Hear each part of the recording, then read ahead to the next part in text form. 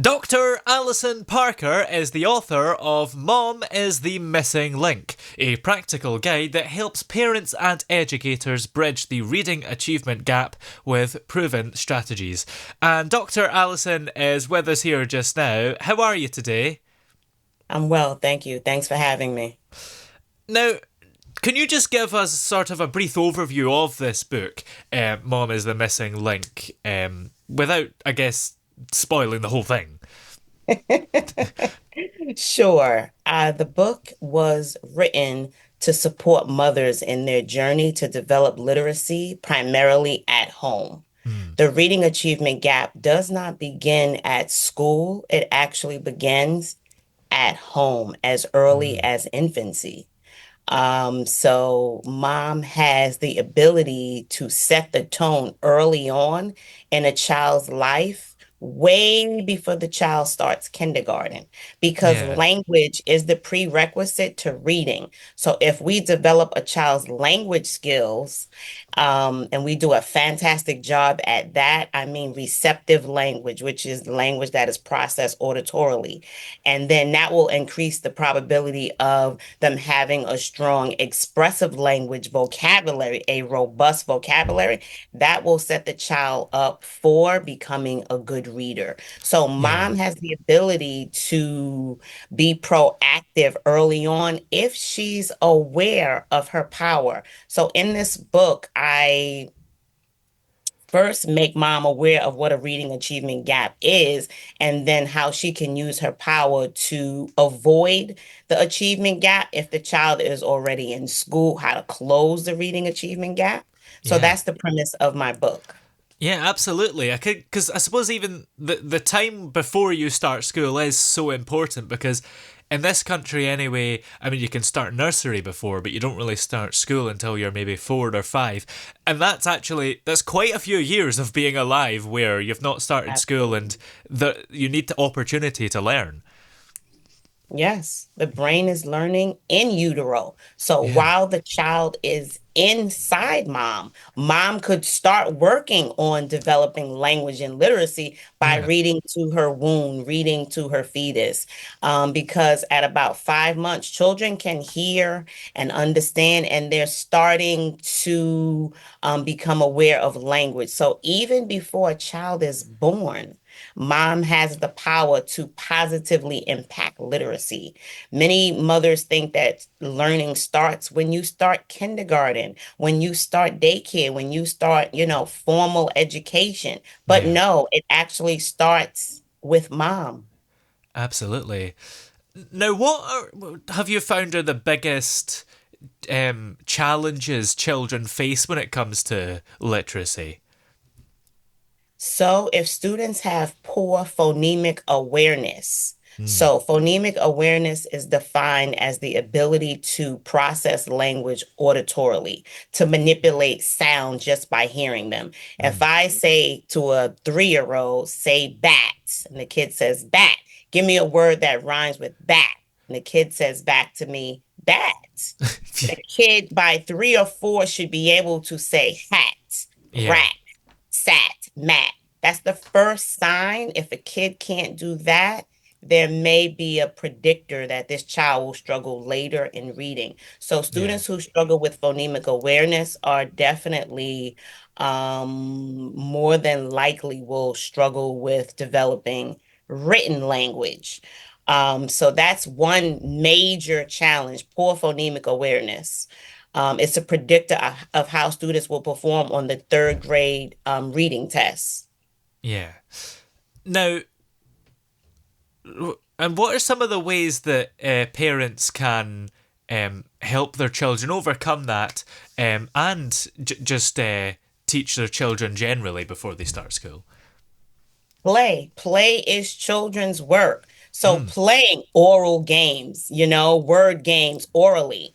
So just like I just said, reading books is so important. So Yeah. Dr. Seuss has a lot of great books with rhyming words.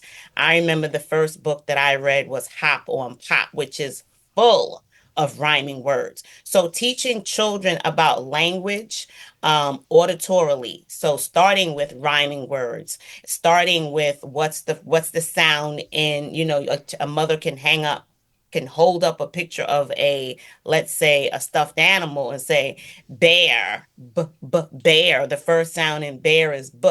So helping children understand first sound fluency, the Mm. first sound in words, the last sound in words, and rhyming words, so important. It requires no purchase of anything other than conversation, eye contact, empathy, love, and interaction between mother and child.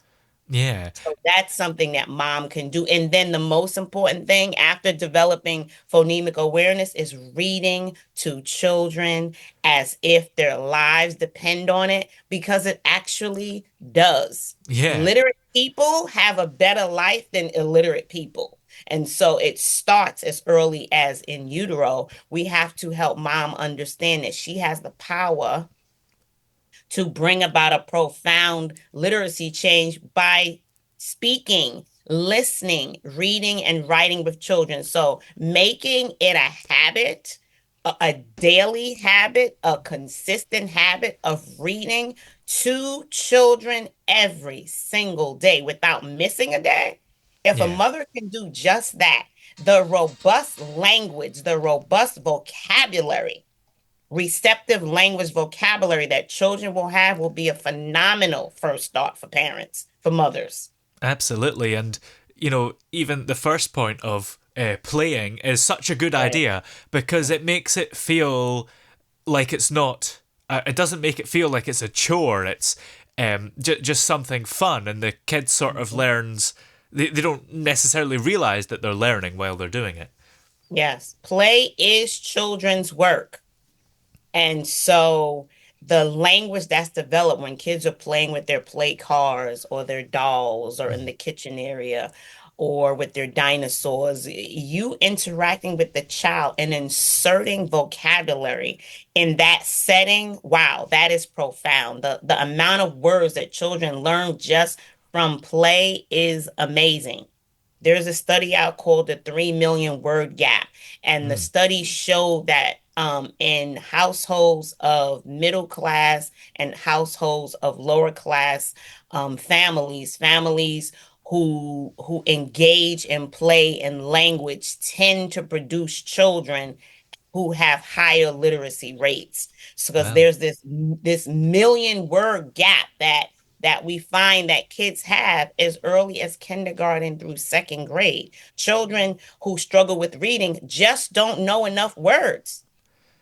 Yeah, absolutely.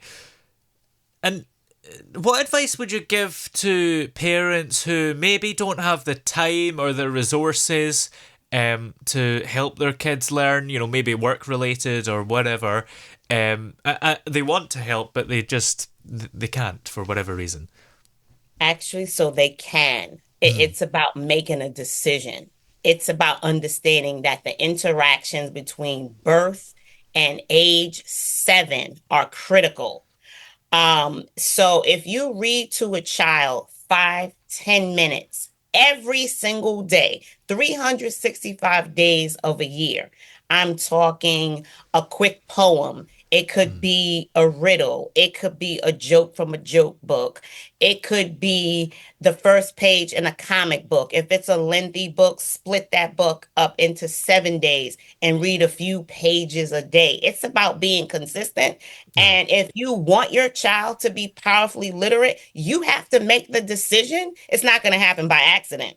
A Yeah. mother has to make the decision that, hey, I want my child to be powerfully literate. And when mothers make that decision, wow, what we notice in the school system is these children have robust vocabularies and they tend to read at higher levels. Now, students who have a language based learning disability, also known as dyslexia, they're Yeah. going to need more support with explicit instruction, multi-sensory instruction. Yeah. However, their brains are ready to receive that information because they know a lot of words. Yeah. Absolutely. And to these days, there's the big rise with technology that wasn't around when we were children. So, and children are sort of learning less from traditional books. So, how can parents sort of deal with that? I mean, should they embrace the technology partly, or should they be using more traditional methods? I think there's value in audiobooks. Mm, I have a private practice. I tutor children in Brooklyn, New York City. And one of the resources that I provide is access to audiobooks, yeah, leveled audiobooks. I think it's a phenomenal tool, but it's not a replacement for mom. The yeah, problem that we see is mom is quick to shove an iPad in the face of a 2-year-old and yeah, they turn on YouTube with all of this Mickey Mouse and nonsense. And the yeah, reality is a child's brain needs to hear motherese. Mom's language patterns matter, not the language patterns from a YouTube video. So when it comes to audiobooks, I'm in total agreement. There has to be a balance mm, of mom and the audiobooks. yeah, And when I say balance, I mean mostly mom, and then the rest of the time, 80% mom, 20% audiobooks. Mom is the missing link. Mom needs to be reading to children, with children, by children on a daily basis to close the reading achievement gap, which has been in existence since documented since the 1970s oh in wow, America. And yeah, so technology has a place in society. I value technology. It's a tool, it's not a replacement. yeah. Now, what was the particular moment that made you realize that you needed to write this book? That's a great question.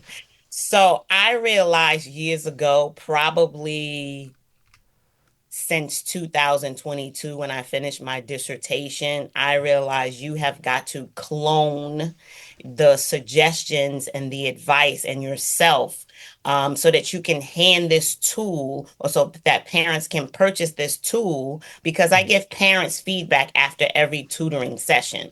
And so yeah, some of the feedback is some of the pedagogical practices in my book. And so I realized, instead of telling mom, I need to show mom or say, hey, mom, read page such and such and such and such. So I want to empower mom with the strategies, and I want to have them in one place where mom could read and reread and discover what she could be doing to empower her child. No mom wants an illiterate child. no, No mom wants a child who's a struggling reader. That is a painful experience for a mother yeah, and the absolutely, child and the yeah, child. I struggled as a child, not with literacy, but with math. And mm, struggle is difficult. So, what could we do to empower mom? I wrote this book to help mom, to give her a practical tool. And these are easy to implement strategies. Read to your child every day. Create an environment that where children can thrive in literacy, love language and literacy. These are those are the two most important strategies right there, you yeah, know. And a host of other strategies as well. I literally get into what's called the 5 pillars of reading and teach mom. I am a literacy coach by trade. Teach mom practices focused on developing phonemic awareness, developing phonics, developing fluency, developing reading comprehension and vocabulary. These 5 pillars of reading, so mom can partner with teachers and increase the probability of their children becoming accurate and fluent readers. That's what all mothers want. And mm, if we get over the hurdle that I don't have the time, these limiting beliefs, I don't have the time, I yeah, work. This is a saying I get, a quote I get from mothers all the time. Dr. Parker, I don't have the time. yeah, Well, if you took the time to make a baby, you got to take the time to teach the baby. yes, We got to teach the babies. We have to make the time. So if you can't dedicate 10 minutes, 20 minutes out of your day for your precious child, then we have a bigger problem than literacy. We have a bigger problem. and Mm, I wrote this book to support parents. So yeah. it's available on Amazon. And I look forward to getting feedback from parents about the book. Yeah. Well, when is the ideal time in your sort of parenthood journey to read the book? I mean, is it right at the start when you're pregnant, or is it once the baby's born, or I guess does it depend on? Because I guess it's never too late, even if it is the first one. That's a great question. That's what I thought about when I started with my chapter Mm, outline. And I thought about the clients that I currently serve. I have a parent who has a 6 month old right now. I yeah, thought about her, and she could pick up the book right now and start developing literacy in her daughter. I thought about the current clients who I serve, who are in kindergarten, who are in first grade, who are in middle school, who are in high school, who are struggling with the five pillars of reading, decoding multi-syllabic words.